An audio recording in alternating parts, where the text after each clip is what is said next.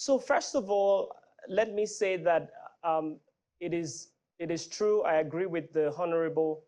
The people are disappointed in INEC. The people are justifiably upset because INEC has not lived up to its promise of delivering credible elections that Nigerians can trust. And it appears that the high level of trust reposed in INEC in the run-up to this election has unfortunately been eroded. And a lot of that credibility challenge happened around the question of transmission of results, collation of results, and what happens after people have voted and exercised their rights. I want to say that it is important in the resolution of these issues that, first of all, I want to say that it's a case of that INEC really overpromised and underdelivered. And how did they overpromise? We had the INEC chairman several times say to people that results at the polling unit level will be uploaded in real time, and people will be able to view the results of their polling units on IREV. And I was here on Saturday and I said the same thing, just reinforcing what the INEC chairman had said. The clarification that INEC did not really make to a lot of people, and a lot of people didn't realize, was that it really is a scanned copy of the polling unit results that gets uploaded into the beavers and gets transmitted onto the IREV. It's the scanned copy, it's a PDF.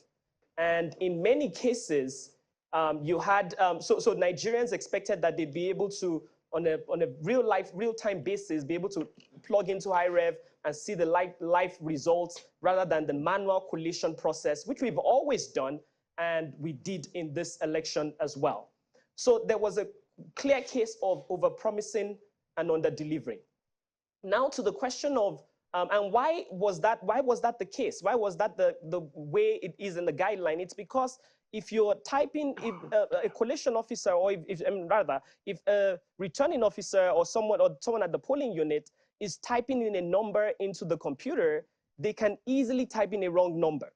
So the process was put in place to allow credibility. If they're typing a number and they want to type 111, they can type 311. But if it's a scanned copy with handwritten numbers, handwritten signature, then it's harder to transmit the wrong number. So that's why the process was put in place.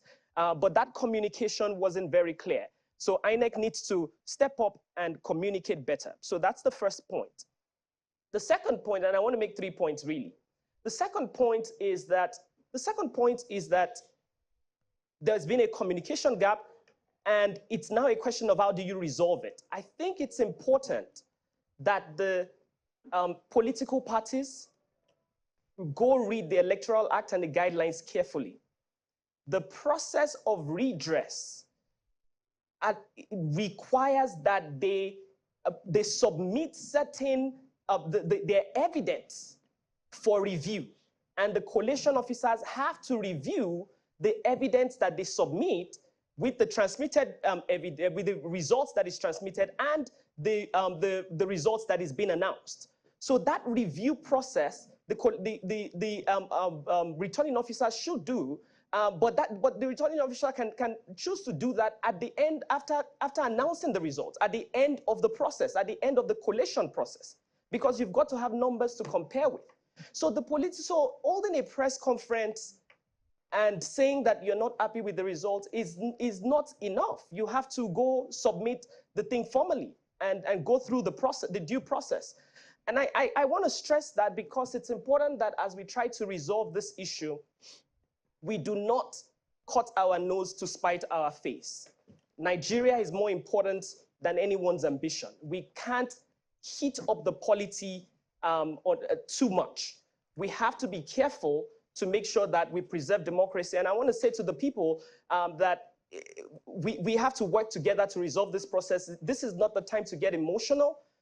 We have to get pragmatic and get very strategic in how we resolve these processes. There's been irregularities. I happen to believe that, you know, it's not that we've made progress, but progress nonetheless, we expected a lot more.